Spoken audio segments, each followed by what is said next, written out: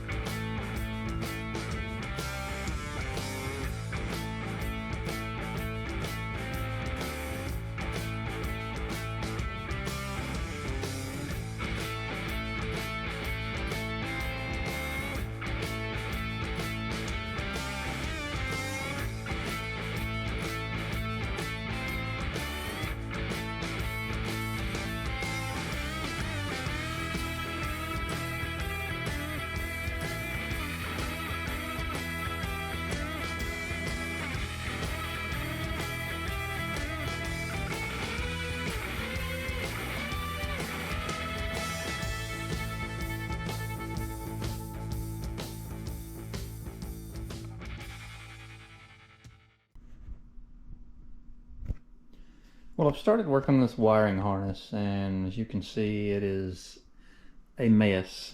It is an amazing amount of wires in a car, and I've already removed some of the wires several weeks ago.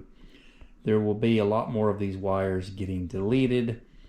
I don't know how many, probably close to half of them. This entire engine harness here that plugged onto the engine and all the sensors, they will go away because I have the Holley engine management system here running the engine, so I don't need any of this with the exception of this black harness here. This is actually for the forward lights, headlights, and turn signals and side markers and things like that. I will need that. I understand basic wiring pretty easily as far as running a circuit. 12-volt circuit with switches and relays and things like that is not a problem for me. Where I don't have any concept of what's going on is when you start dealing with CAN bus and data systems transferring information from one to the other to function, and there is some of that in this system, but I'm just trying to get an idea of what circuits I can make function easily and which ones I'm going to have to do some kind of magic to get to bypass the CAN bus and the data logs or data transfers.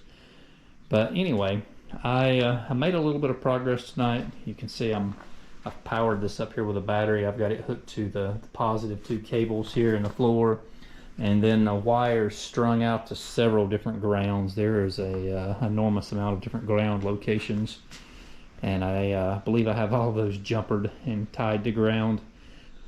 But this is going to be a challenge for me, but I guess we will just take it one simple circuit at a time until we get through all of them, and hopefully I can figure this all out. Had some things come in. This box, the headlights finally came in from Japan. It took a while to get here, but they are here. And I've set one of them up here just to try to get an idea of what this is going to look like. I am not sure yet these are the headlights I'm going to use. I'm still leaning towards the Corvette C7 headlights. I think I like the shape and size of those a little bit better. But let's see if I can give you a visual here. And I'm not sure exactly where these will sit, but that is close. The only thing I'm not sure about they may actually slide further out to the edges, is this shape right here. The way it turns down so sharply kind of defines the nose of the car. I'm not quite sure how that would look. Even if I brought it out, the body would have to roll down and meet this and then come out and cover these radiators somehow, unless that slides quite a bit further forward. And if it comes forward, it needs to raise up because this piece here would interfere with the radiators. Continue to look at that and try to make a judgment call. Am I going to keep these or sell them and buy the Corvette lights? But in the meantime, I had parts come in to work on or fix, hopefully solve the cooling issue on my car. And I'm going to remove the water pump and drill and tap a hole for this fitting. And this is going to screw into the top of the water pump and be where the water comes into the pump from the header tank. That's what it really is. And this will keep a water tank above the water pump and keep water supplied to the water pump.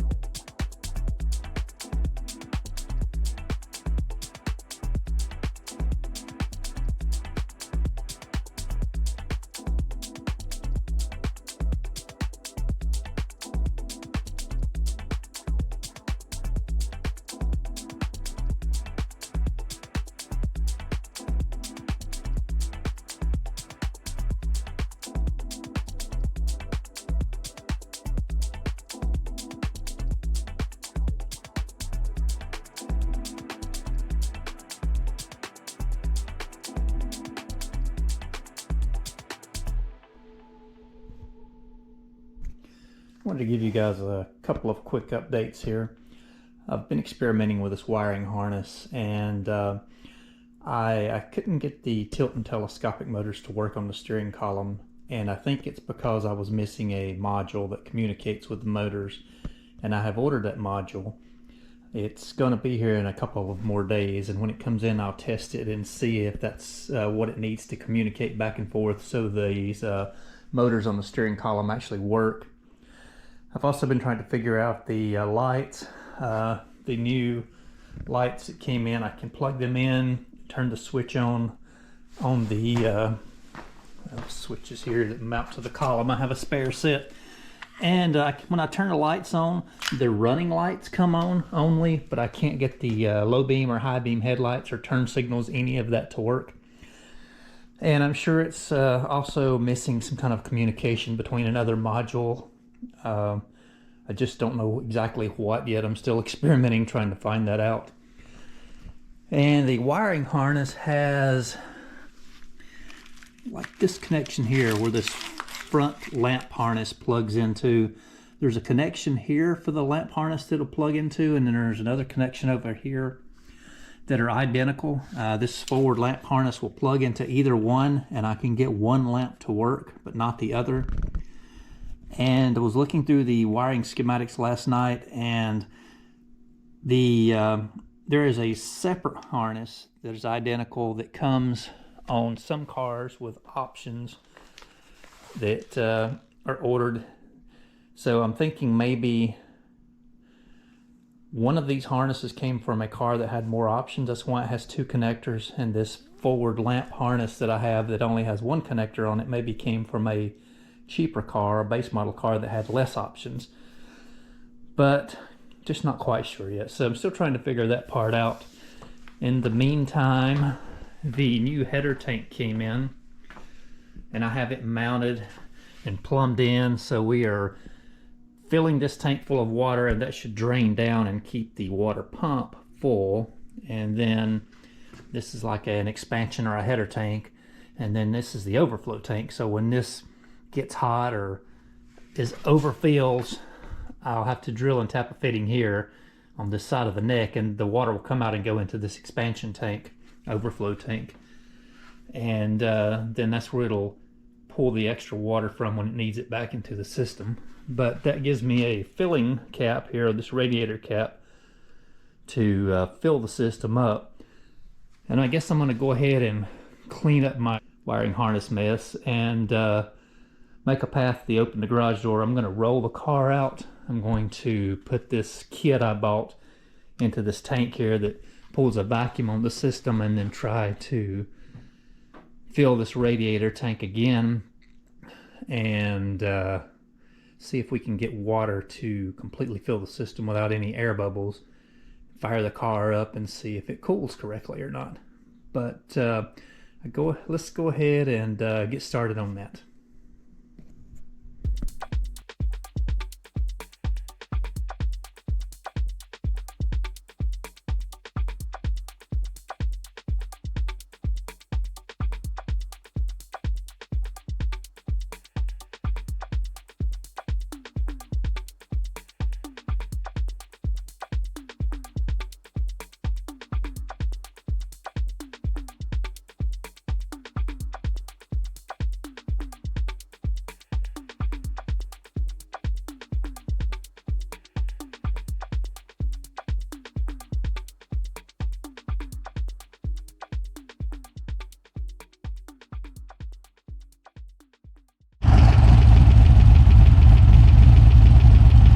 Sure if you can hear me or not, but I've been working on the cooling issue with the car, or the overheating issue, and I think I have solved the problem, at least temporarily. I've been outside, it's pretty warm today, and I've had the car sitting here idling for quite a while. I even drove it up the road and back a little ways a couple of times, and the thermostat is holding at about 215, 220 degrees. It's not getting any higher. And what I've done to solve this issue, let me cut the car off first.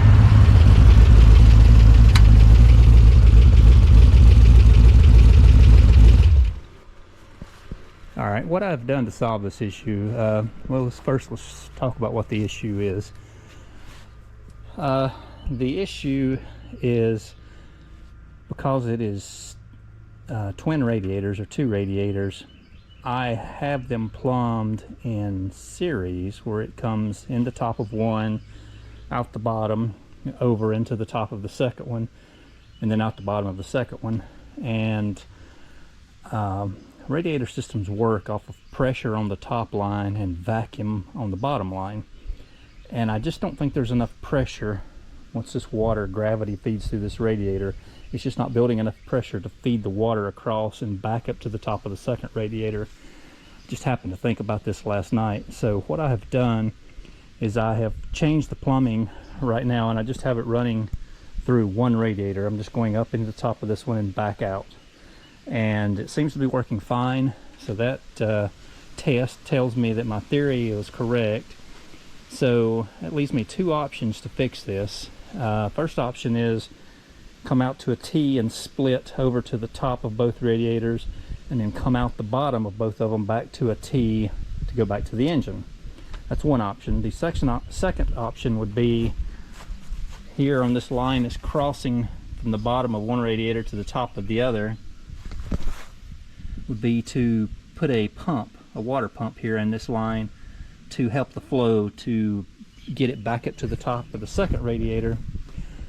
And that is a more expensive option, and to be honest, I don't think I'm going to need to do that. With this flowing good like it is here and maintaining the temperature at these low RPMs and idle speeds, even driving it up the street, I didn't get over about 3,000 RPMs. I think if you was really getting on the car hard, one radiator would definitely not be enough to cool it. But I believe two will be great once I have these this routing redone somehow. I believe I'm going to look and see if I can buy two T's. It'd be 1.25 inches and an 1.5 inches T, and replumb these lines up here in the front end. I believe that will solve all of my issues, but it's good to know. I think I have found a solution for this, and it was kind of fun to get the car out here and run the engine some, and even drive it up and down the street a little bit more. I've also been working on the wiring harness. I've had to slide it out of the way, but had a part come in today. I need to hook the wiring harness back up and test and see if these steering column motors will work with this new part. I think it will, but I need to verify that. And also had another computer box come in today. I have got to take the time to plug that in and see if that'll help me solve the issue with the headlights. My running lights came in today. There's 4 of these, 2 in the rear and 2 in the front. I plugged all of them in. They light up just like the headlights, running lights light up.